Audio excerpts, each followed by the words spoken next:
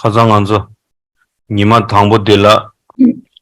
All right, so on Wednesday, we started with the first day of teachings. And during the first day, we gave a general introduction and we talked a little bit about Buddhist teachings. Due to the fact that we have to go through translation, this actually eats away from the amount of time that we have. So at the end, we end up with a limited time for teachings, for actual teachings. We're now on day 2, and on day 2, the important things here to outline is what we mean by this term, the term Lojong, which is mind training. Mind training is actually a type of training for the mind in order to generate and cultivate the mind of bodhicitta. So mind training is a method that will allow us, a type of training that will allow us to generate bodhicitta if we have not yet generated it. And in the case that we have already generated, it's a method that will allow us to increase whatever we have generated. So as we say, mind training is a method for cultivating bodhicitta. The method here indicates that we have a set of instructions. Now, there are many instructions, but the ones that are the most well-known, the ones that have, spread the most widely, are 2 sets of instructions. One is the instruction of the 7-fold cause and effect for generating bodhicitta, and this is the method that was mostly propagated by Master Atisha. And the other instruction is the instruction of equalizing and exchanging self for others. Mainly, this is presented in the text composed by Master Shantideva, which is the Bodhisattva's Ways of Life. Now, Bodhisattva's Ways of Life is a very famous text. It has been translated in many languages. So Rinpoche is saying, I'm sure you will have access to one of those translations. It is very useful when you have this text to pick up a few verses, some verses that really strike your mind, that really move your mind. So we're talking here about 2 or 3 verses. Then memorize those verses and have those verses always at the tip of your tongue. So without needing to rely on the text, without needing to always carry the book with you or needing to open the text, always run those verses through your mind or through your tongue, and that can be of great benefit. Okay, so as we say, we have 2 lines or 2 methods of instructions. The first one, the 7-fold cause and effect method, is the one that includes certain steps that must come in a definite order. So the first one is recognizing all sentient beings as your mother. The second one is remembering their kindness. The third one is wishing to repay their kindness. The fourth one is the love of attraction. The fifth one is compassion. The sixth one is special intention. And then as a result of these 6 steps, we get the last one, which is generating the mind of bodhicitta. So you see, in this method, we have a definite order. Number 4 is the love of attraction, and number 5 is compassion. So in this method, love of attraction becomes the cause that must precede number 5, which is compassion. Therefore, the order of love and compassion in this method have a definite order. If we look at the other method, which is the method of equalizing and exchanging self for others, we do not have a specific definite order for generating the love of attraction and compassion. We use the method of Tonglen in order to generate this. Therefore, it is said that the second method is a method that is more powerful. And actually, it is said that this is the method to be employed by those who have sharp faculties. All right, so another thing that we say here is that all of these are methods for generating the mind of bodhicitta, but what we need to understand is that at the level that we are, okay, when we encounter this set of instructions, so when we come and have explanation on subjects such as, for example, the practice of Tonglen, or how to generate bodhicitta, or how to generate special intention, how to equalize self and others, and so forth. What is our goal? Right, like a realistic goal, something that is achievable and something that is beneficial for us in this life. So Rinpoche is saying, in my understanding, and what I would say, what you need to see when you encounter these instructions is that we cannot practice in the same way that high-level advanced bodhisattvas practice and engage these instructions. But what it can be of great benefit to us if this actually influences the way that we think. It can influence us in a way of pushing our mind in a more noble direction, in a more positive direction, makes us think more about benefiting others, makes us think more about helping others. And in this way, we can carry our activities in our life. That could be a realistic goal and very beneficial, would make our mind happier, more relaxed, and so forth.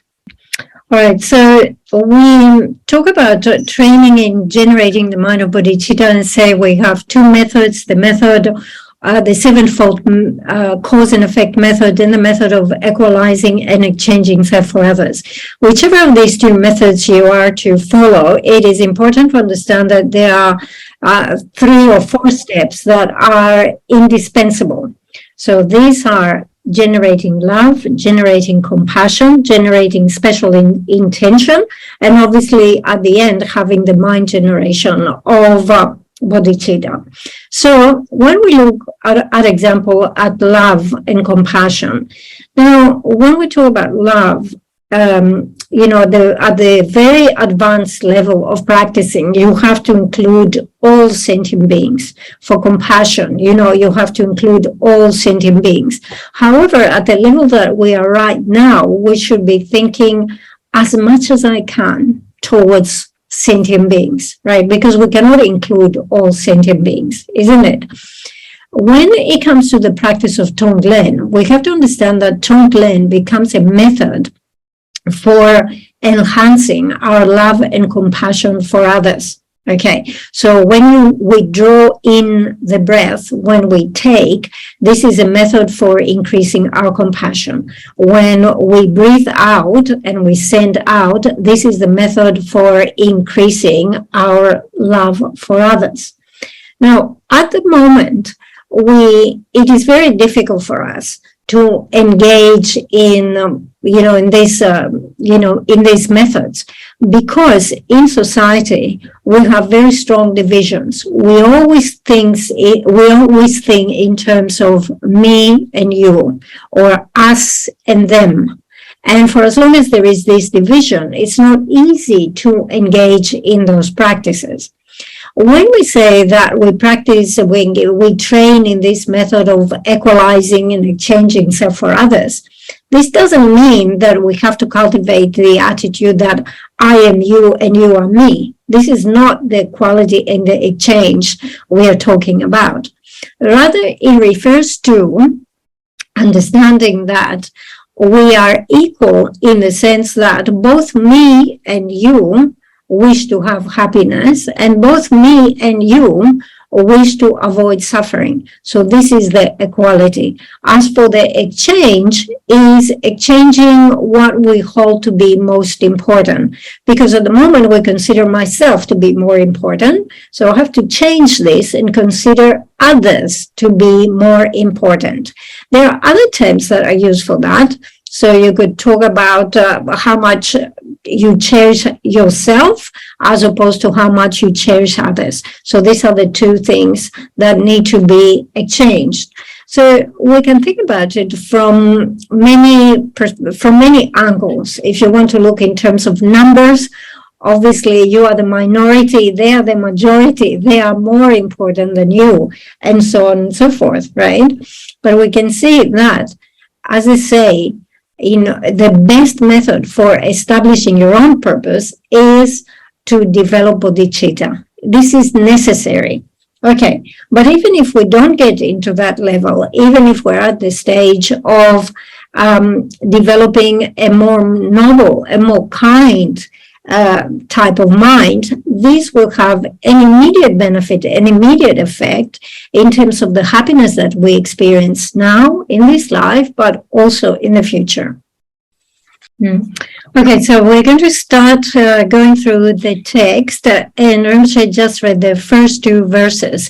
We're not going to give a word-by-word commentary because it will take a long time, and this is not the style of the teachings in this occasion. So please follow. We will give the general meaning. So follow from your text. When peacocks roam through the jungle of virulent poison, through the gardens of medicinal plants may be attractive, the peacock flocks will not take delight in them, for peacocks thrive on the essence of virulent poison.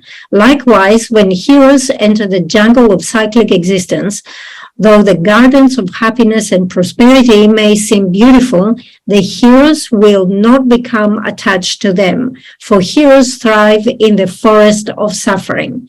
So we have a number of analogies here. So first of all, we have mention of a hero, and the hero is an analogy here for the bodhisattva. And the bodhisattva, the hero bodhisattva, is like a peacock. And then on the other scale, on the other end of the scale, we have the common, ordinary person, the person who is has very strong self-cherishing. And this, as you will see later on, is likened to a crow. So what it says here is that the peacocks are the ones who are attracted to places where there are poisonous plants. And the peacocks are the only type of birds who can actually feed on this poison. And the more they feed on this poison, the more beautiful they become. Whilst on the other hand, you have the crows, and the crows will avoid poison. The crows will always favor the beautiful gardens with the beautiful flowers. Right? The crows do not have the braveness and the heroism of the peacocks, and therefore they cannot consume this poison. If they consume this, they will die. Okay, so we see that the bodhisattvas, who are the heroes, are like the peacocks. They do not develop attachment for the easy, beautiful, happy locations. Rather, they take rebirth in samsara for the sake of sentient beings. So they come back into and take rebirth in difficult suffering situations. But by doing this, they bring benefit and they increase the power, or they increase the well-being, not just of themselves, but also of others. In verse number 3, those who avidly pursue happiness and prosperity are brought to suffering due to their cowardice. The bodhisattvas who willingly embrace suffering always remain happy due to their heroism. So we have a comparison here between the average person. The average person is someone who is a coward here, right? And this is the person, the common average person in society who is under the influence of self-cherishing and also self-grasping. And this type of person is always seeking for happiness. But in reality, we see that this type of person always encounters problems and suffering, the opposite of what they're seeking. On the other hand, bodhisattvas are the ones who have the courage to address the root of that suffering. So self-grasping and self-cherishing, this is what the bodhisattvas target, and this is why they are successful. It is similar to the case of trying to get rid of a tree. If you just keep cutting off the branches, you will never eliminate the tree. But if you destroy the roots, you will get rid of the tree. So this is what the bodhisattvas do. They target the root of suffering, that is self-cherishing and self-grasping. At the last two lines of verse 3, it says the bodhisattvas who willingly embrace suffering always remain happy due to their heroism. So bodhisattvas are the ones who, for the sake of others, they take on suffering. They embrace the suffering. What is it that allows them to do this? It is their own heroic attitude. Right? They are very brave beings. And by doing this, they always remain happy. So it is the attitude, it's the brave attitude that makes all the difference. So for example, let's say in society, you have someone who is very enthusiastic, let's say, about the task or the job that they want to do. And because of this attitude, the enthusiastic attitude they have, it doesn't matter how long the task might take or how difficult the job is, or it doesn't matter if they don't have lunch on a particular day and so forth. Because of their enthusiasm, they will carry on with the job. Whereas if you ask someone who completely lacks enthusiasm for the job to do even a small task, such as, for example, please, could you move this cup, take this cup from here to there, they just will not even engage that because they lack the right attitude. We continue with verse 4. Now here, desire is like the jungle of virulent poison. The peacock-like heroes alone can digest this, but for the crow-like cowards, it spells death. For how can the self-centered digest such poison? All right, so we're running still with this analogy of the bodhisattva who is heroic and is like the peacock. And on the other hand, we have coward people who are self-centered and they are like the crow. And it says here there is a difference. The bodhisattvas can actually eat and digest poisons, whilst this is something that is impossible for the crows. We have to understand that in Buddhism, always we see a presentation that comes in stages. So, for example, we talk about the three types of individuals, the small, the medium, the great, or we talk about the four tenets, right? And there are certain things that apply at a particular level that actually are not such hard rules when you are on a different level. To give you an example, if you are someone who is practicing as a hearer, then at no time whatsoever, under no circumstances whatsoever, it is permissible to transgress or to engage actually in the three negative activities associated with the body and the four negative activities associated with the speech, right? So under no circumstances you should engage these type of activities. However, if you are a bodhisattva, there are certain occasions under certain circumstances a permission is given where if as a bodhisattva you're motivated by the highest intention to benefit other sentient beings, then you can actually break some of those vows, meaning you can engage in these negative activities. So even motivated by great compassion and the wish to benefit others, you can kill as a bodhisattva. So this is done because the Buddha has stated in the sutra that this is permitted. Our teacher Buddha Shakyamuni, in a previous life, when he was practicing as a bodhisattva, in one of those previous lives, he encountered a situation where he was traveling in a boat with 500 merchants. But amongst them, there was one person who was plotting to kill all these 500 merchants. So the bodhisattva thought about this situation and he generated great compassion for the 500 people who were about to be killed.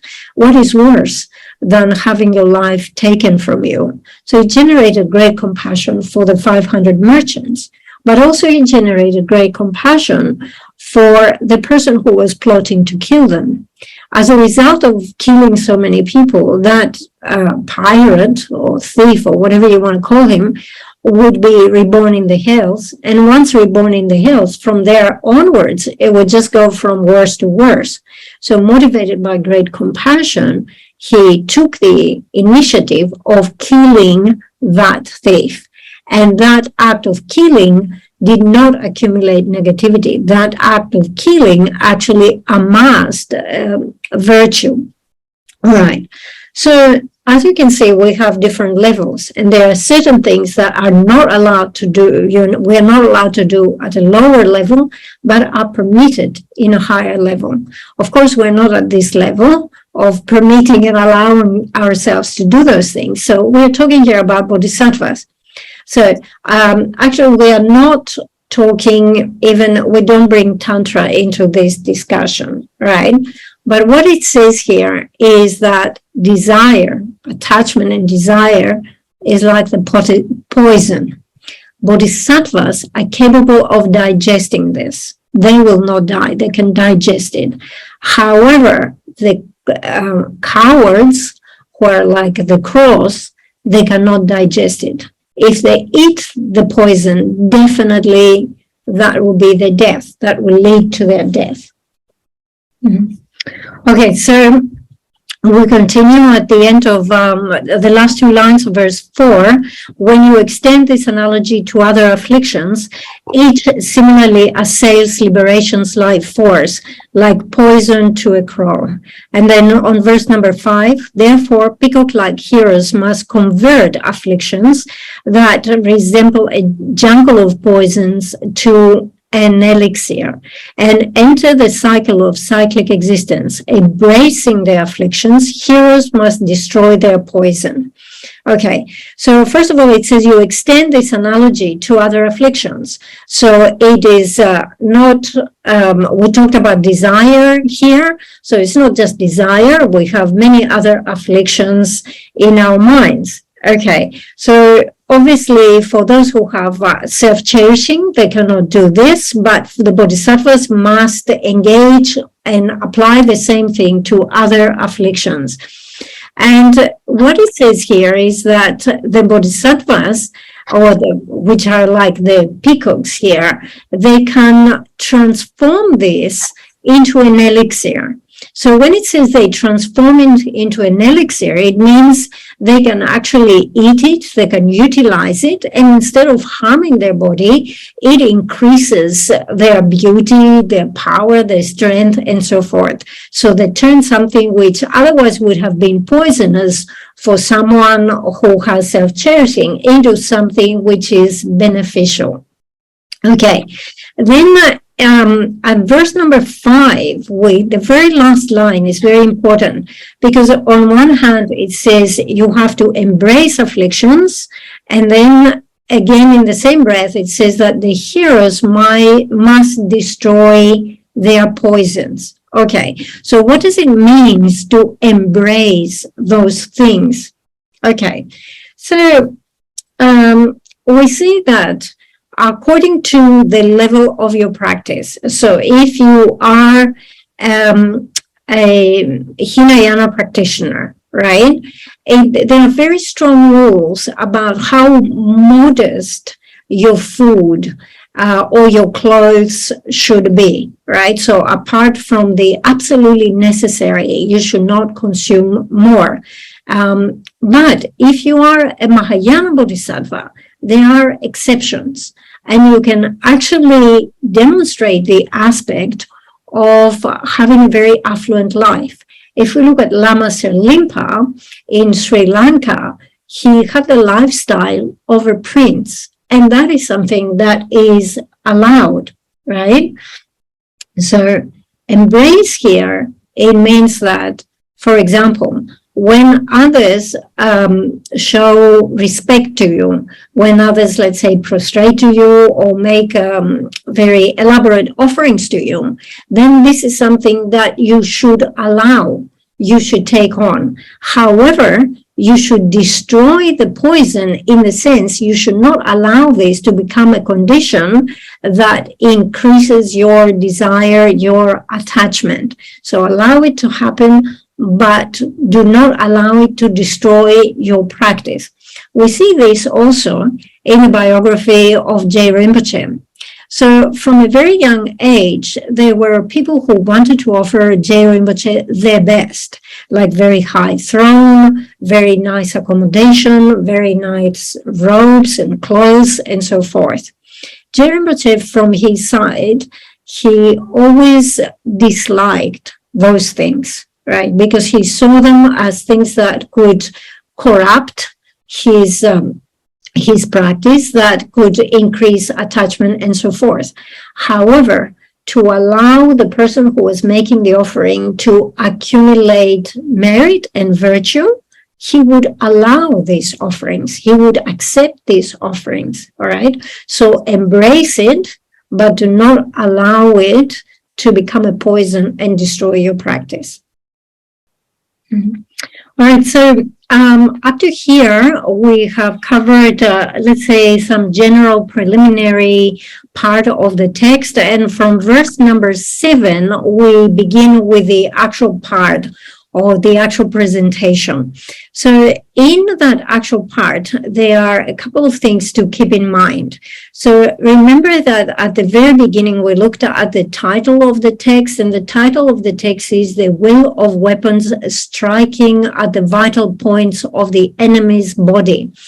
Okay, and we said one of the main things to identify here is who is the enemy. We have explained that the enemy is not some ordinary external living being, but rather we said that the enemy is our self-cherishing and our self-grasping. And therefore, when we direct our weapons, we direct the weapons to hit and strike the vital points of this enemy, which is the self-cherishing and the self-grasping. When we talk about the practice of Tonglen, when we take in all the suffering and the troubles of other sentient beings into ourselves. And then when we send out all our happiness and our well-being, isn't it? But the most important thing to understand here is that it's not just the practice of Tonglen. What we should be concerned with here is our general attitude. With the practice, of course, practicing Tonglen can benefit or can change the way that we think. Okay, so when we engage in the practice of Tonglen, it is actually very difficult to bring about this benefit that we visualize for others. So to remove their suffering and to give them happiness, right? So unless you are some highly advanced practitioner, and unless you have a very close karmic connection with the person or the group that you visualize in relation to which you're practicing Tonglen, it's very, very difficult to bring about this benefit that you visualize in your practice. The real benefit is into the way that you're thinking, because Tonglen is a type of practice that strikes your self-cherishing, reduces your self-cherishing, isn't it? So it benefits your own mind. It doesn't benefit other people in reality. Okay, so that is number one. Number two is that we need to understand that there is here quite a lot of talk about karma and its results. So once we understand the principle here, we will be able to go sort of like quicker during the verses that come. So when you read those verses, you see that it says, oh, this is the result of this and this is the result of that and that. And it's quite possible that you will generate doubt in your mind and say, really, is this the result of that? And so forth. Okay, so when we talk about the law of cause and effect, when we talk about karma, we need to understand that karma comes in different levels. So it can be explained in different levels of details. And some of those things are hidden and some of them are very hidden. So in relation to the hidden and the very hidden, it is very difficult for us to fully understand them. We would have to do very extensive study of very complicated texts for a very long time in order to get insight into those things. Okay, so when we pose the question in general, right, do you believe in karma? There are some people who say no. Okay, that's all right. There are other people who say, yes, I accept karma. There is karma, okay? And especially if you live in a society that, you know, accept karma, there will be that prevailing sort of like understanding that, oh, yes, yes, we accept karma.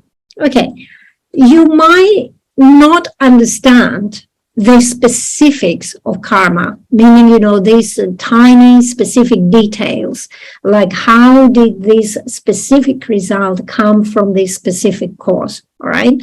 You might not know those things in details. You might not understand those in details. But even if you don't, in this context, this is all right. Because in this context, we bring karma into the conversation because we use it as a means to reduce our self-cherishing and to increase cherishing of others. So as long as you have a general understanding of karma, and as long as that is beneficial in reducing your self-cherishing and increasing cherishing for others, it's okay in this occasion. Okay, so the important thing to recognize here is that when something unfortunate happens, unfortunate, unhappy, unpleasant happens, we'll always tend to point the finger out there. It is always someone else's fault. He said this, she said that, he behaved inappropriately, she did a mistake. It is very difficult to point the finger inwards and recognize one's own mistake. But their advice is that from now onwards, from today onwards, the main practice is to point the finger inwards, point the finger towards our own self-cherishing and our own self-grasping. The thing is that we consider ourselves to be very important. And the more important you consider yourself to be, the more narrow-minded you will be. Whilst on the other hand, we see people who do not consider themselves to be so important. We see how happy and relaxed and open-minded they are. We see examples like this in the society. It's a completely different attitude. Okay, to give you an example here, sometimes we complain and we say, oh, today is too hot. Well, the weather is too hot. At other times we say, no, today is very cold. You know, it's raining the whole day. Why is it raining the whole day? And it is as if we're actually having a dispute with the weather. Like, why are you so hot today? Why are you sending me this heat today? Why is it so cold today? Why are you sending me this cold, right? The thing is that we consider ourselves always to be like the center of the universe. Here I am, and then I define everything in relation to myself. There is in front, there is behind, there is my right, there is my left. And where am I? I am at the very center because I am the most important person, the most important thing, isn't it? So the important thing to understand here is that if you are Bodhisattva and if you are training to develop bodhicitta, from now on, whatever happens, good or bad, you cannot blame others. You will just use it as a means and methods to develop your bodhicitta. Of course, there are things that happen around us in society. The situation changes, the time changes, various conditions change, and so forth. All of these are contributory factors. They are not the main cause. The main cause is always with us, our own self-cherishing and our self-grasping. So it is very important to change the attitude and say that whatever happens, I will just use it as a method to increase my bodhicitta, today everybody talks about increasing our wealth, isn't it? And you hear a lot that, oh, if you get a good and stable job, you will be able to increase and improve your finances. Whereas if you don't have a good job, it will be very difficult to improve and progress. So our focus, what we want to do, is to improve and progress our bodhicitta. So whatever condition happen, good or bad, we're going to use it for this. Okay, so this explanation was related to verse number 7, which I didn't read, which was propelled by karma habituated to the afflictions, the suffering of all beings who share this nature, I will heap them upon the self that yearns for happiness. We'll continue with the next one, verse 8, the first two lines. When selfish craving enters my heart, I will expel it and offer my happiness to all beings. So with these two lines, we have a very clear reference to the practice of Tonglen. So it says here, when selfish craving enters my heart. We have to understand that craving or whatever other type of affliction, it could be hatred, attachment, and so on and so forth. It enters my heart and uncontrollably, right?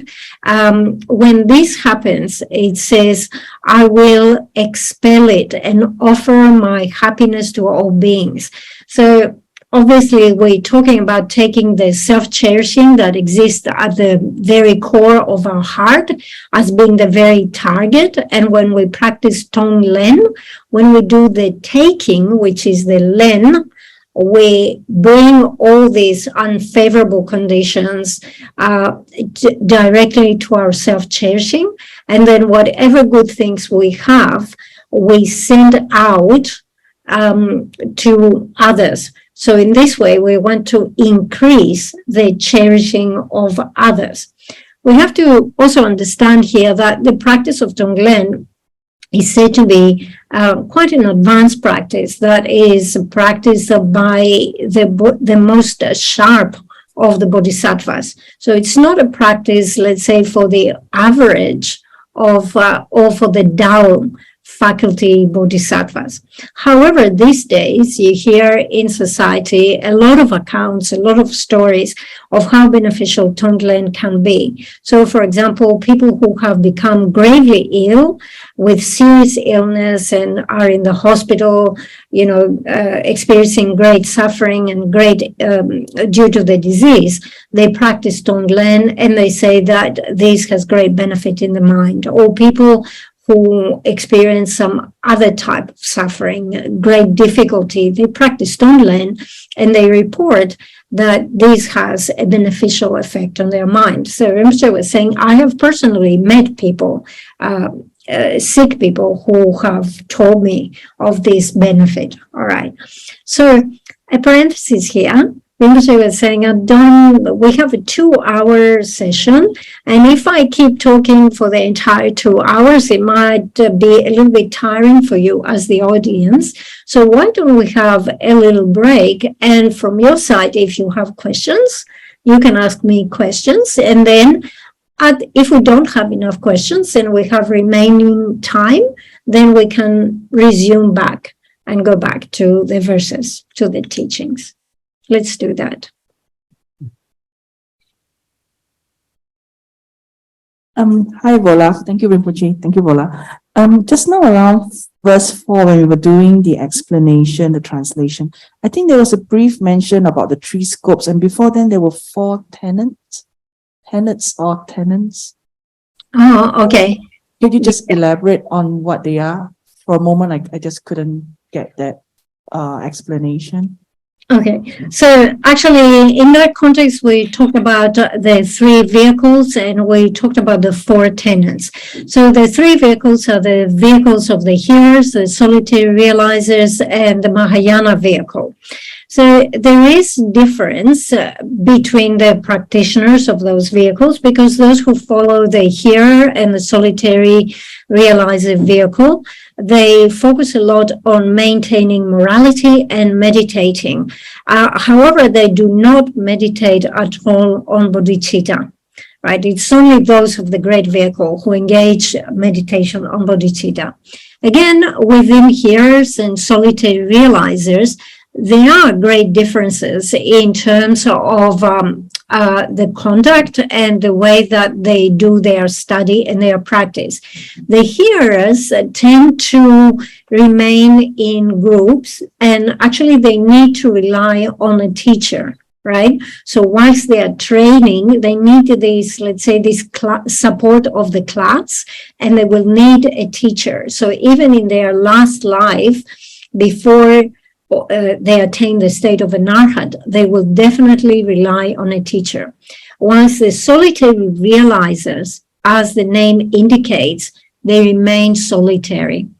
In particular, in their last life, because before they become arhats, they totally rely upon their own understanding, their own realization. They will not go and seek teachings. They will not rely on a teacher. Okay, so hearers and solitary realizers, and then we have the bodhisattvas. You are all familiar with the presentation of the Lamrim. So hearers and solitary realizers that we talk about, they fall into the individuals of the middle scope. Okay, so that was about the three. We have three vehicles, and we have the three types of individuals of the Lamrim, and the four was in relation to the four tenets. So the four tenets are different schools of philosophical view. All right, we have the Great Exposition school, we have the Sutra school, we have the Mind Only school, and we have the Middle Way school.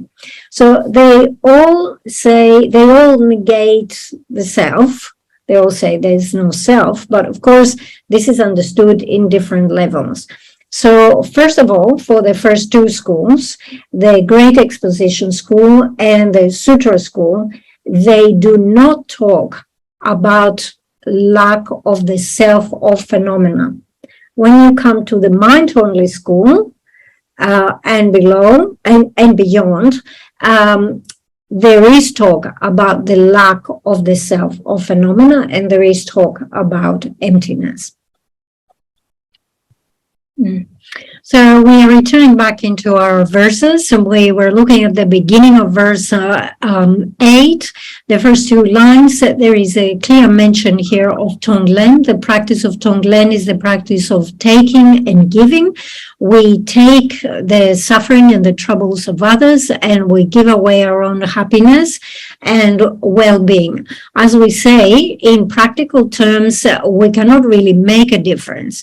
So what is this whole thing about the practice of Tonglen? Where is the difference? What's the benefit? The difference is that it reduces our amount of self-cherishing, and this is really the aim that we have. It's all about reducing self-cherishing. Okay, so from this point onwards, we will see that there is quite a lot of mention here of karmic results. So for the second part of verse 8, it says, if those around me rise in mutiny against me, I will relish it, thinking it is due to my own negligence. And then the next verse, number 9, when my body falls prey to unbearable illnesses, it is the weapon of evil karma returning on me for injuring the bodies of others. From now on, I will take all sickness upon myself. All right, so now on verse number 8, it says, if those around me rise in mutiny against me. Okay, so whatever is your situation, you are surrounded or you are associated with other people. So if, for example, you are the parents, you are surrounded by your children. If you're a teacher, you are surrounded by your students. If whatever, if you are if you're a person, whatever, you have some friends or you have some colleagues, right? You are surrounded by other people around you. So it says, if those around me rise in mutiny against me.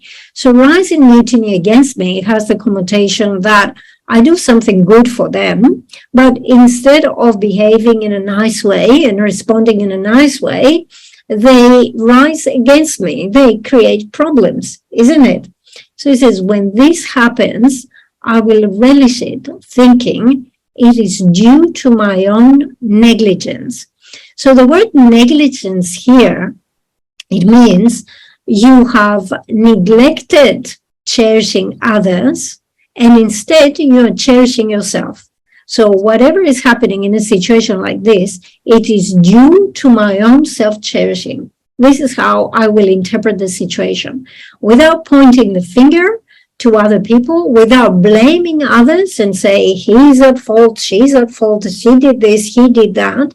I will say it's my own negligence, meaning it is all due to my own self-cherishing. Having said this, it is important to understand that at times people behave in, let's say, insulting, inappropriate, harmful ways towards us in society. It doesn't mean that we have to remain silent or that we should not take necessary action. There is always a polite, a civilized way where we can speak our mind and we can present the situation from our own perspective. And also within every society, there is a legal path, a legal action that we can take. If someone is attacking us or harming us or insulting us or destroying us, acting in a way that is harmful and destroying towards us, there are civilized and legal ways in which we can act, and we should act. So the Bodhisattva training that we take is an internal type of training, without allowing our mind to fall prey to anger or attachment or any other delusion, and always recognizing that we must control the mind and we must reduce our own self-cherishing. At the same time, externally, we can speak up and we can follow legal action if that is necessary. So these two things are not contradictory. We are permitted to act when we are under such type of attack. Right. Okay. We see verse number 9 talks about the illness. So it says, when I experience illness now, this is the karmic result of having injured the bodies of others, isn't it? Now, if we look at verse number 10, when my mind falls prey to suffering, it is the weapon of evil karma turning upon me, for definitely causing turbulence in the hearts of others. From now on, I will take all suffering upon myself. So verses number 9 and 10 are about the body and the mind. So when we experience physical suffering in terms of illness, or when we experience mental suffering, we have to recognize that this is the karmic result. Either we have harmed the body of others, or we have disturbed the mind of others. So what we're saying is, may all of this fall upon me. And actually, for a true practitioner of Tonglen, you would say not just what I'm experiencing now, but bring it on, bring even more suffering upon me. Okay, so we see that the way that, let's say, a true practitioner of Tonglen, a true Bodhisattva practitioner will do pujas and offer thomas and so forth in a way that is completely different than the way that we do it. When we encounter some difficulty, we say, oh, please, whatever puja there is there to remove the obstacles, whatever thomas need to be offered, may we offer the thomas and do the puja so that my suffering will be reduced, will be removed. I don't want problems, I don't want suffering. Okay. A true practitioner, a true Tonglen practitioner will practice in a different way. When they are ill, they recognize that this illness is the result of some previous negativity that has been accumulated. There are two ways of removing negativity. One is through confession, and the other one is that you have to experience that maturational result. And there is no difference between these two methods in terms of removing and purifying the negativity. So in this way, when the Bodhisattva practitioners do the pujas and they offer the tormas, they say, whatever illness there is, bring me even more upon me, right? Pile it up on me so that I can purify even more negativity. Because once you have come to this point, from a certain point in the path, anything that occurs, every difficulty, every obstacle that occurs becomes a condition to reduce your self-cherishing, and it becomes a condition to propel you even higher, even further along the path.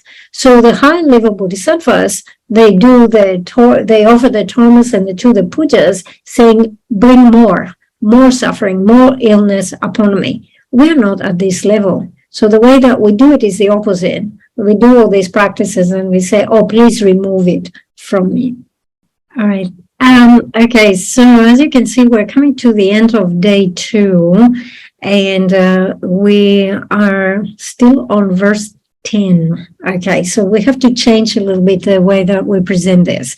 We have a number of verses where they follow the same pattern, right? They say, this bad thing happened to me, and this is the result of having done this negative action before in the past. Okay, so Rinpoche was suggesting that the students actually read those verses. You can read this at home, and if you have a question about this, because it's talking about karmic results, I did this and now I'm experiencing that. So from now on, I'm not going to repeat this. Okay, so you can read those verses.